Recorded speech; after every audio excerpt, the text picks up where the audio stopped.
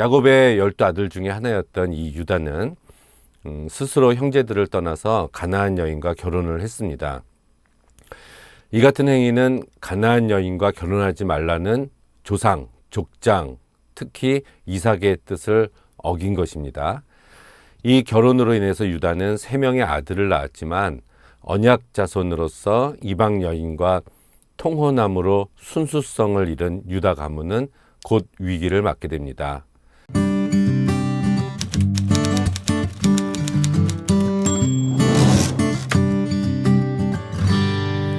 창세기 38장은 유다가 며느리 다말에 대해서 계대결혼이라는 거, 이것을 다른 말로는 수혼제, 시형제 취수법, 시형제 결혼법, 레버럿 메리지라고 하는데요. 신명기 25장에 자세하게 나와 있습니다. 그 당시에 있었던 이런 계대 결혼의 의무를 이행하지 않다가 결국 며느리와 동침해서 쌍둥이를 낳게 되는 이야기입니다. 첫 번째 아들이었던 장자 엘을 위해서 다말을 데리고 와서 혼인을 시키지만 그 장자였던 엘이 악을 행함으로 여호와께 자식을 낳지 못하고 죽임을 당하게 됩니다. 계대결혼 적용에 의해서 다말은 유다의 두 번째 아들이었던 오난에게 주어졌습니다. 그러나 이 둘째 아들 오난은 계대결혼의 의미를 받아들이지 않고 그 씨를 땅에다가 설정해서 버렸습니다. 이 일로 인해서 여호와께 그도 죽임을 당합니다. 유다의 두 아들이 죽음을 맞이했다는 사실은 유다 자손이 심각한 위기에 직면했음을 알려주고 있는 대목입니다. 그래서 유다는 자신의 방법으로 그 위기를 모면하고자 방법을 강구를 하게 됩니다. 그것은 세 번째 아들이었던 셀라가 아직 어리기 때문에 며느리였던 다말로 하여금 친정에 가서 셀라가 장성하기까지 기다리라고 하면서 며느리를 돌려보냅니다. 왜냐하면은 셋째 아들, 하나밖에 남지 않은 아들 이 셀라가 만약에 다말과 결혼했을 때 그도 죽게 될까봐 두려웠기 때문입니다. 이 시아버지 유다의 요구대로 다말은 친정으로 가서 과부의 옷을 입고 살았습니다. 이것은 유다 가문의 후손을 낳아야 하는 사람이고 유다 가문에 속한 사람임을 드러내는 행동이었습니다. 세월이 흘러서 셀라가 성장을 해서 결혼할 나이가 되었지만 유다는 자기 며느리 다말에게 동침할 기회를 주지 않았습니다. 그것은 아들들의 죽음에 대한 원인을 며느리에게 돌린 것이었죠. 더구나 다말을 친정으로 보내서 셀라와 동침할 기회를 주지 않은 것은 결과적으로 다말의 계대 결혼 권리 및 셀라의 계대 결혼 의무를 박탈한 결과를 초래했던 것입니다. 이 셀라와의 계대 결혼에 실패한 다말은 유다 가문의 계대 결혼 순서에 따라서 다음 동침할 대상, 즉 유다의 새로운 아들을 기다려야만 했습니다. 그렇지만 유다의 아내가 죽었기 때문에 더 이상 다말의 남편이 될 아들이 태어나는 일은 있을 수가 없게 되었습니다. 이것은 다말이 왜 시아버지 유다와의 동침을 시도할 수밖에 없었는가를 밝히는 중요한 단서가 됩니다. 다말은 시아버지가 자신과 동침할 수 있는 유일한 자격자, 즉 이 고엘이 되었음을 다말은 알게 된 것이죠. 이 고엘 사상은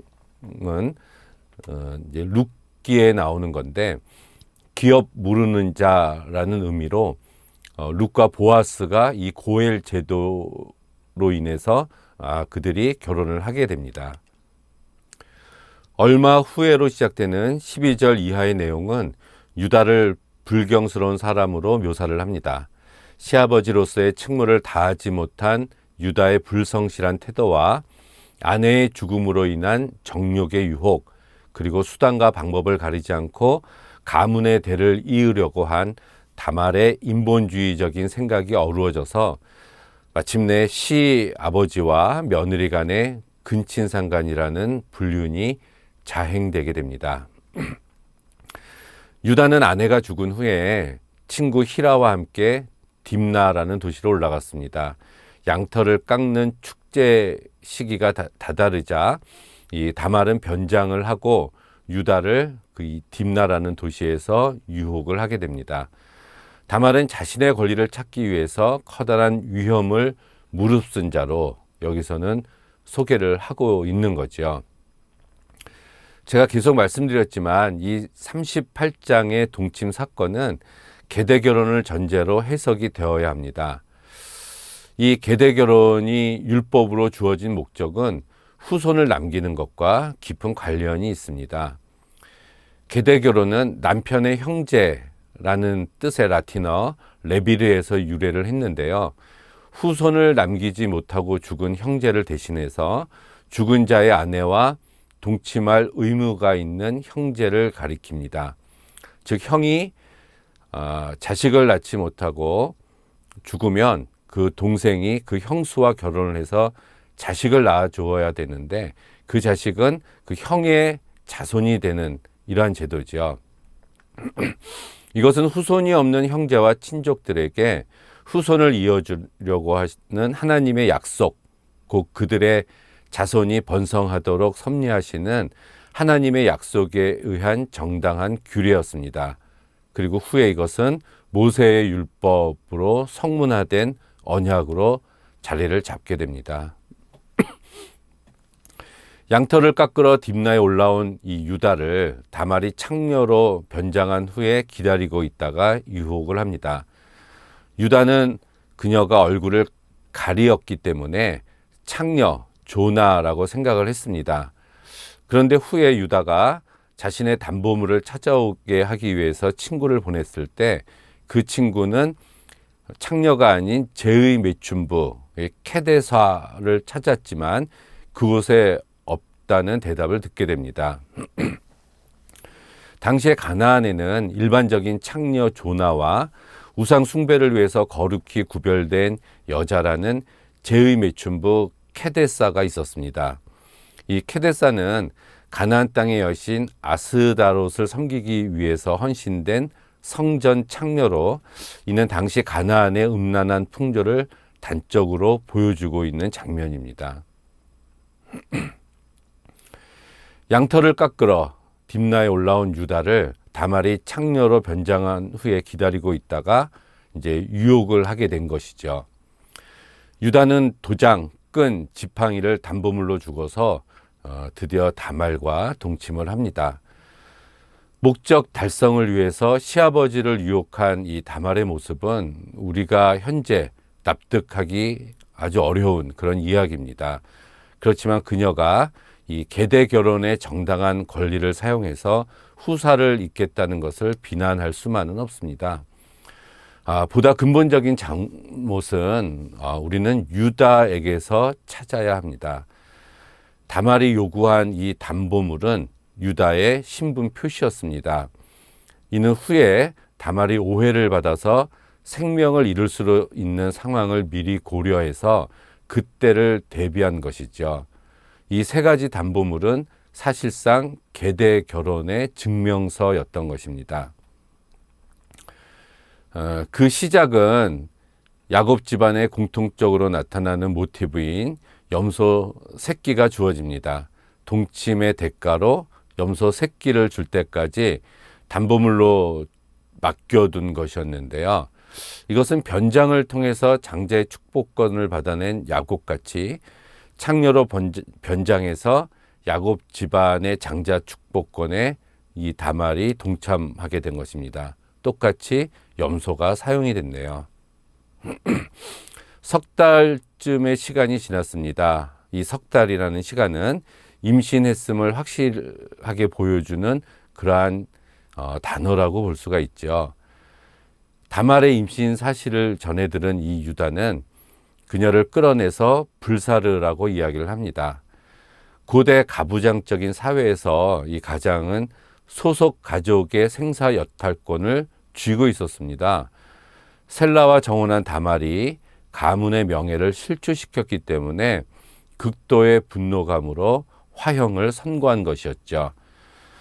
훗날 모세율법 아래에서 다말과 같은 간음죄는 돌로 쳐 죽임을 당하는 범죄였습니다. 이 극악한 화형은 그 중에서도 어머니와 딸을 아울러 범죄하는 자나 또는 제사장의 딸을 행음한 경우에 내려진 형벌이었습니다. 다말을 화형시키라고 하는 것은 과한 벌로 여겨지고 있는 장면이네요. 그러나 다말이 그 담보물을 내보여줬고 그것을 본 유다는 너가 나보다 옳도다 라고 이야기를 합니다. 다말의 행위가 유다에 의해서 합법적으로 인정을 받은 것입니다. 다말과의 약속을 일방적으로 무시한 자신의 잘못을 고백한 것이죠.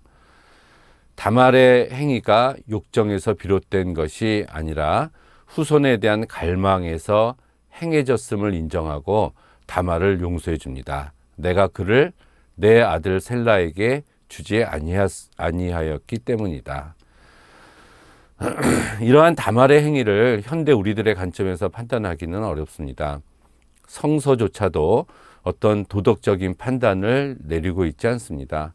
다말의 행위로 인해서 유다 자손의 계속성이 이어지고 있다는 것만 보여주고 있죠.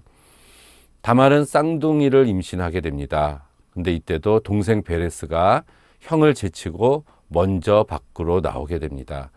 이로써 야곱과 에서처럼 장자권이 또다시 뒤바뀌게 되는 것을 살펴볼 수가 있습니다.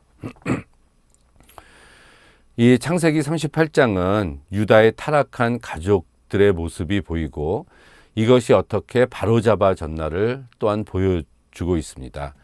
유다는 매우 무책임한 사람으로 묘사가 돼서 그 다음에 나올 39장의 요셉의 모습과 비교되기도 하는데요. 요셉의 생애를 기록하다가 갑자기 끼어든 38장의 유다와 다말의 이야기는 이 39장의 요셉의 승리, 즉 보디발의 아내에 대한 성적 유혹을 물리친 요셉의 믿음을 더욱더 돋보이게 하기 위해서 의도적으로 성적 유혹에 실패한 유다의 이야기를 앞에 기록한 것이라고도 해석을 합니다. 만약에 다말에 이러한 노력이 없었다면 유다 가족은 가나안인들에게 동화되고 말았을 겁니다. 그렇지만 다말이 그 혈통을 바로잡는 역할을 했고 다말이 낳은 이 베레스가 후에 다윗의 조상이 됩니다. 죄가 더한 곳에 은혜가 넘칩니다. 베레스가 메시아의 혈통을 잇는 계보가 된 것을 보면 가장 부패한 인간의 타락 사건과 더불어 메시아의 계보가 이어졌다는 사실이 우리를 매우 놀랍게 합니다. 베레스는 하나님의 무조건적인 은혜 가운데 구속사의 주역으로 등장하게 된 것이죠. 이것은 죄 가운데 출생한 우리들도 하나님의 은혜로 구원받을 수 있음을 나타내주는 사건으로 구원은 절대 행위에 있지 않고 은혜에 있다는 것을 또한 보여주는 사건입니다.